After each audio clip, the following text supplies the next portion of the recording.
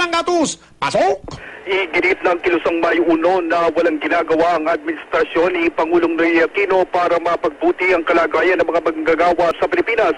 Patunay lang daw dito ang nilabas na ulat ng International Labor Organization na may titulong Global Employment Trends 2012, Preventing a Deeper Job Crisis.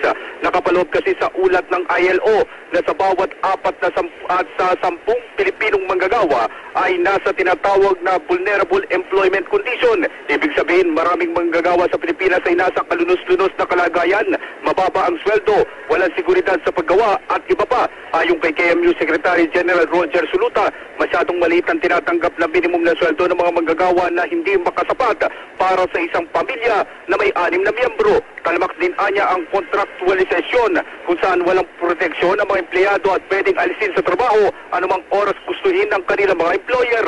Kaso dito, taliwas ang nilalaman ng ulat ng International Labor Organization sa pagmamalaki naman ng Malacanang na bumaba ang bilang ng mga walang trabaho sa bansa noong 2011. Ang iyong kapuso, Alang Gatus, nagulat sa Super Balita sa Umaga, Nationwide.